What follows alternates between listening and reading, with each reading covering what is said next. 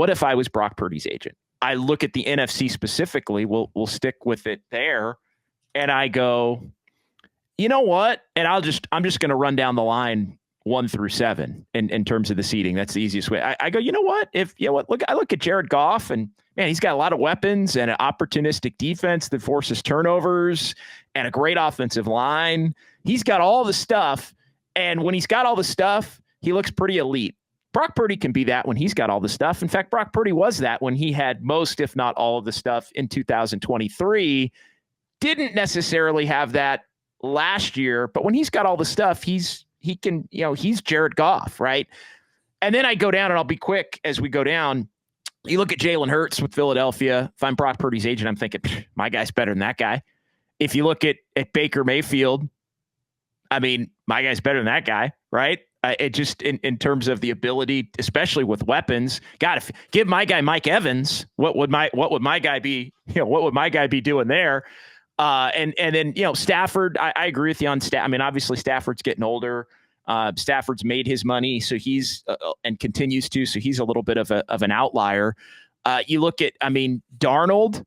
It's kind of similar to Goff, only Darnold is much more mistake prone, I think, than Brock Purdy is, which is the reason that they're not the 1 seed and they're the 5 seed, and it's probably going to wind up being the reason that they go home. But Sam Darnold was a 3rd pick in the draft, and so if I'm Brock Purdy's agent, I've done more in my NFL career. My guy has done more in his NFL career than Sam Darnold, and he was in the same building with him, and he's better, right? He's the starter. Exactly. So I play that game with that. So that's 5. And then, I'm sorry. Jayden Daniels is kind of in his own category. Jayden Daniels, high pick, great rookie season. I think Jayden Daniels, among all of the quarterbacks that are currently playing in the NFC, he's the most likely. I'm not saying he will be this, but Jayden Daniels, with the rookie season that he's had, is he going to be CJ Stroud or is he going to be Mahomes, Allen, and Burrow? And we don't know the answer to that question yet. But I think if you're the Commanders, you're looking at Jayden Daniels in the rookie season that he's had, and you're thinking, oh wow, he could be Pat or Josh or Lamar, in the next couple of years. Maybe it doesn't come to, but he's in his own category because he's just starting out rookie season. So I kind of throw him out. And then the last one is Jordan Love. Brock Purdy's better than Jordan Love. That's been the one hot take, if you want to say, that I've been all over. I know we've discussed this because we both I think Jordan Love is not a good quarterback. He is completely living off of those 8-9 games from the middle and the end of last year and the couple of playoff games. The playoff game up until the 4th quarter against the 49ers. In the game in Dallas, he was great in the game in Dallas. I'm saying up until he played the 4th quarter, the second half was a disaster. Yeah, it was a game and a half. Yeah, right. It was a game and a half. The game of Dallas. So and Jordan Love got all the money from the Packers based off of that. So if I'm Brock Purdy's agent, I'm looking at Jordan Love and I'm thinking Brock Purdy's done more in his career to this point as a starting quarterback and been more successful than Jordan Love has been. Now, maybe you want to quibble over some numbers, but I think LaFleur is masking major mistake. I think Jordan Love is more the guy that we saw against Philadelphia than the guy that we've seen at his higher end. So I again, if I'm Purdy's agent, I'm saying, Brock's, and the big ones are Hurts and Love, I feel. Tua is debatable. Tua's had a pretty nice, more lengthy resume, even though I personally think Brock's better than Tua. Tua also has some weapons at the wide receiver spot. I don't think it's. I think Brock's better than Tua. So I think there's a debate to be had there. I do too. So when you start to relate that to money, and that's where I was kind of going with this whole thing. Is he going to get Jordan Love money? Jordan Love got a lot of money, but he or 220. Yeah, and so I think that's. I think that if I'm Brock Purdy's agent, I'm using Jordan. I'm better than Love, better than Hurts, better than Tua, better than Baker.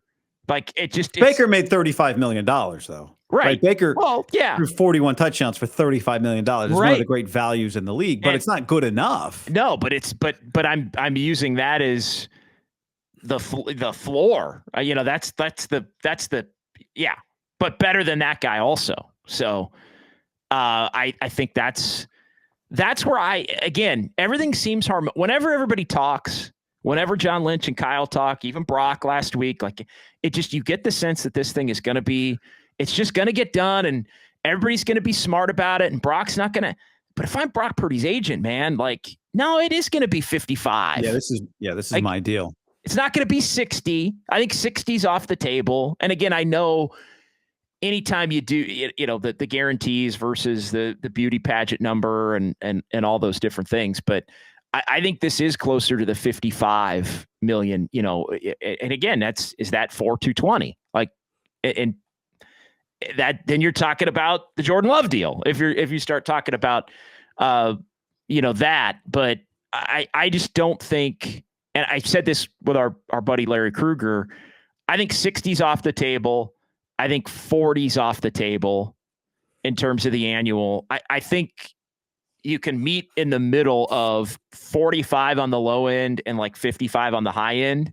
And I think that's where the negotiating can kind of start in terms of the yearly. And I think it's probably on the higher end of that.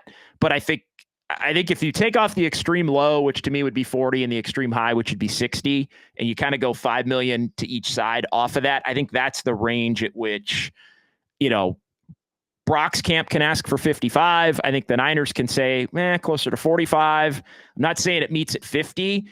Again, if I'm Brock's agent, I'd be pretty hell-bent on it being more like 53 than 47. But I think that's, is that really going to be enough to let the thing bleed into the spring and summer? It shouldn't be. But at that point, I think it's on the 49ers to be the entity in this thing, the side that says, we're not going to let it happen. We're going to make sure our quarterback's happy and ready to roll when the OTAs and everything open in April.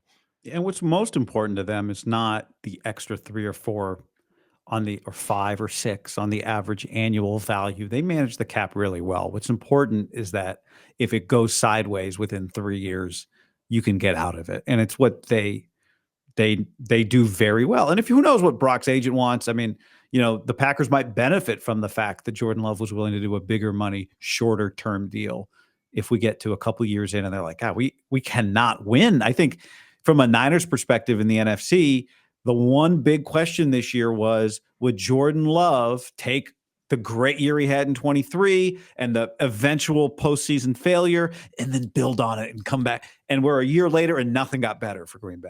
Right. No. So that's a positive for the 49ers in the big picture. But I also think, and I was, you're watching the Bucs who are paying Baker $41 or $35 million for 41 touchdowns. Like, that's great value. That's fantastic value. And I texted our buddy Josh Dubow of the AP because I'm like, if my quarterback throws 41 touchdowns and I have a defense that's top half of the league, like if I told you next year the Niners go from whatever their points per game defense was in the 20s to in the mid-teens, right? So let's just say they take a jump up to 16, which is where the Bucs were. And Brock Purdy throws 41 touchdowns. I'm just telling you, Baker's season. How many games do the 49ers win with a 16th ranked defense and 41 touchdowns from Brock? I mean, 13, 14. Minimum. 13 minimum. Yeah. Minimum, right? And I texted Dubow and I said, hey, has this ever happened? Because you look at the Bucs, you look at those numbers, they won 10. Right. I'm watching the Bucs. I'm like, you guys won 10? Get out of here. 10 wins. Well, a lot of talent. I mean, I go back to. Let me just. So listen to this. The Bucs had the worst record in league history of any team with a quarterback who threw at least 40 touchdown passes and a defense that allowed 23 points per game or less. The other teams with those metrics won 80% of their games. The Bucs won 59. My point is, it's great that you got value and you only paid $35 million for Baker Mayfield, but at the end of the day, Baker Mayfield's your quarterback, and you're not going to win a championship that way. Now, I personally believe that you can win a Super Bowl with Brock Purdy. And I know this part's where we don't have enough time to really flesh this out, but of course it matters how much you pay your quarterback. But if I told you Brock throws 41 touchdowns next year, you wouldn't ask how much are they paying him. No.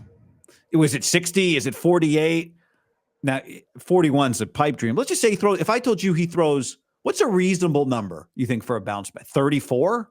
Oh, in terms of, I mean, even 30, I think you could. Let's say 32. If I said Brock's throw 32 touchdowns, your first question is not, well, is he making 60 or is he making 48? You'd be like, that's a damn good. I bet they win the division and win a bunch of games. And so, if they don't, it's not going to be about him. Right. In all likelihood. So of course it matters how much you pay him. I don't want you to hear me say that and be like, well, God, you can't say it doesn't matter. Of course it matters. But what really matters, like, how good is your team around him? How good is your defense? How healthy are your skill guys? If he's throwing 33 touchdowns, because McCaffrey's probably healthy, and Ayuk's having a good year, and Kittle's having a nice year, and Ricky Pearsall's having a nice year, right? Like, that's really what's going to matter for the 2025 49ers. Now in 2027, when his cap numbers for the 2025 49ers, all this offseason, how much is Brock going to make isn't going to mean dick. No, it's not going to matter at all. No. And as we've discussed off air and off the pod, off mic, just the fact that next year really should be, as much as this year was, a continuation of trying to go all in and be as good as you can be. And it completely went haywire. The 2025 season definitely should be, considering the schedule, considering the Super Bowl at Levi's. Like, really the last dance year to me for the Niners is this year. And sure, Brock is going to figure to be in the mix next year. In years beyond, because they're going to sign him to be the quarterback in years beyond.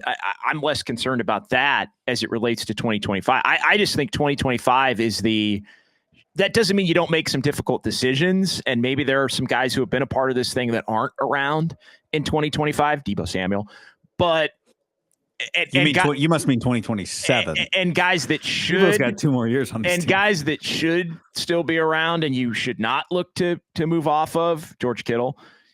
So, but regardless of all that, 2025 is the all-in year. 2025 is the year where you try to get one more go of it. And then if you don't, then maybe you really got to start to tear it down a little bit more vigorously.